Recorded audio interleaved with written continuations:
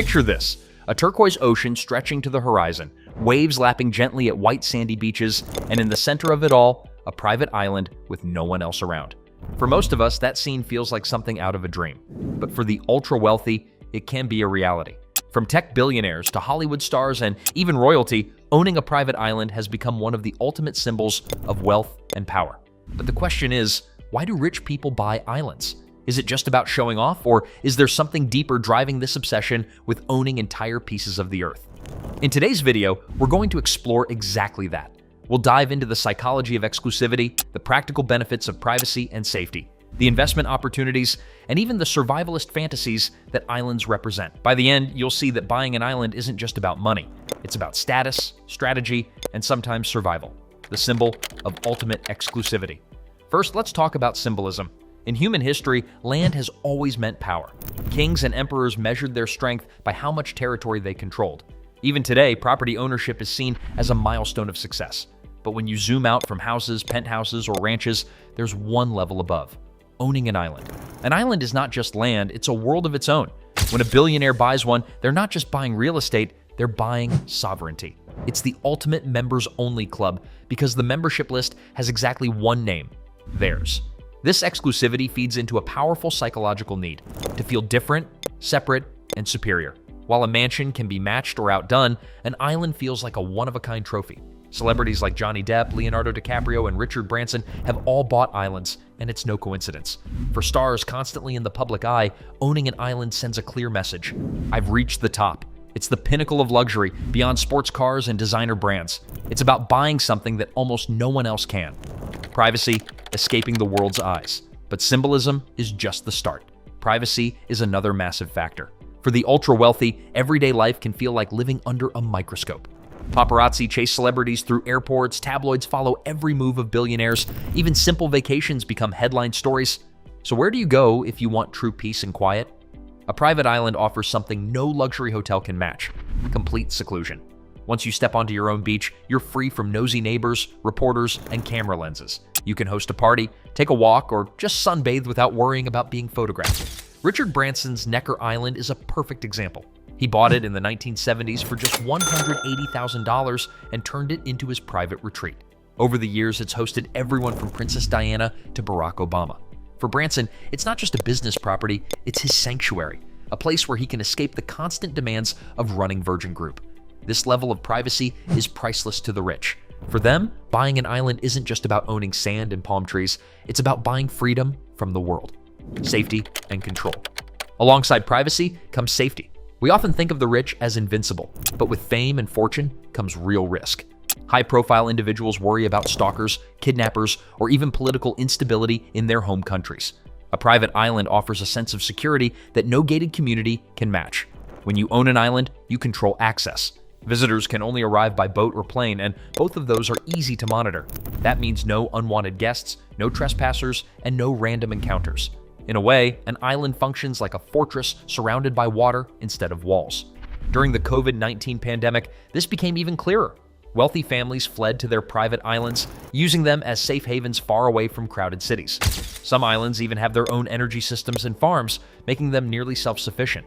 For billionaires worried about pandemics, wars, or climate disasters, an island can feel like the ultimate insurance policy, a playground for dreams. Of course, safety and privacy don't mean the rich live like hermits. Islands are also playgrounds. Imagine having an entire stretch of beach where you can jet ski, scuba dive, or throw lavish parties without disturbing a single neighbor. For many wealthy people, the island is their canvas, and they get to design it exactly as they please. Some turn them into eco-resorts like Leonardo DiCaprio, who bought Blacador Cay in Belize. His plan is to transform it into a luxury resort with a strong focus on environmental sustainability.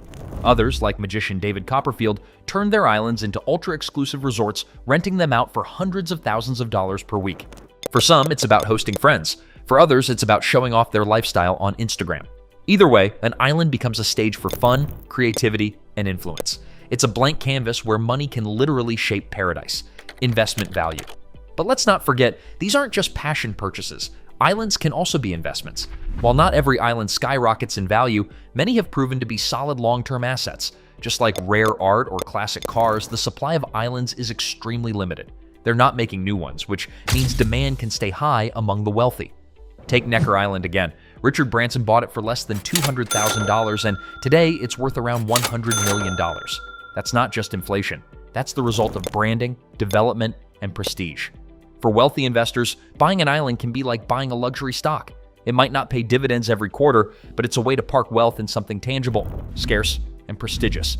Some billionaires also monetize their islands by turning them into resorts.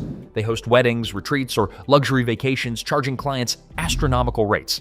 In these cases, the island doesn't just sit there. It generates income while appreciating in value. Escapism and survivalist fantasies. Now here's a fascinating angle. Many wealthy people buy islands not just for fun or investment, but for survival. This taps into what you might call the doomsday prepper mentality. With all the talk about climate change, pandemics, economic collapse, or even nuclear war, some billionaires want a backup plan. An island, remote and cut off from the chaos of the world, feels like the perfect safety net. They can build bunkers, stock food, and ensure self-sufficiency. It's not just paranoia. Many wealthy people genuinely worry about the fragility of modern society. For them, an island isn't just a playground, it's a lifeboat. Think of it as the billionaire version of keeping an emergency savings account. Instead of stashing away a few $1,000s, they stash away a few hundred acres of paradise. If the worst happens, they're ready. A legacy of power. There's also the question of legacy. For some rich individuals, buying an island is about creating something that outlives them. They don't just want to pass down money to their kids, they want to pass down kingdoms. Owning an island gives families a chance to build estates that become part of their history. Think of it like royalty passing down castles. For modern tycoons, an island is their castle. It becomes a place where generations can gather, celebrate, and carry on the family name. This is especially appealing to billionaires who want to cement their legacy in a tangible way. An island isn't just a house, it's a piece of the earth with their name attached forever. The fantasy factor. Let's not underestimate the power of fantasy. Ever since childhood, we've been fascinated by deserted islands, from Robinson Crusoe to Castaway. The idea of escaping to your own island taps into something primal. It's about freedom, control, and adventure. For the wealthy, buying an island is a way of turning that fantasy into reality. It's not just about status or safety, it's about living a story most people can only dream of. It's about being able to say, I own my own piece of paradise. The downsides. But let's be honest, it's not all sunshine and coconuts. Owning an island comes with major challenges. Maintenance costs can run into millions per year. Infrastructure like electricity, fresh water, and internet has to be built from scratch. Hurricanes, rising sea levels, and natural disasters are constant threats. That's why not every wealthy person rushes to buy one. It's a project that requires deep pockets, patience, and sometimes entire teams of staff. For many, it's easier to rent luxury resorts than to shoulder the responsibility of owning one. Still, for those who can afford it and who have the vision, the rewards outweigh the risks. So why do rich people buy islands? The answer is layered. At one level, it's about status, the ultimate flex in a world where luxury cars and mansions are no longer enough. At another, it's about privacy and safety, freedom from paparazzi, stalkers, or global crises. For some, it's an investment. For others, it's a playground. And for a select few, it's a lifeboat for humanity's uncertainties. In the end, an island is more than real estate. It's a statement. It says, I've achieved everything, and now I control my own world. It's about exclusivity, fantasy, and power all rolled into one. So the next time you see a headline about a billionaire buying an island, remember, it's not just about paradise beaches, it's about psychology, strategy, and the timeless human dream of owning a world of one's own.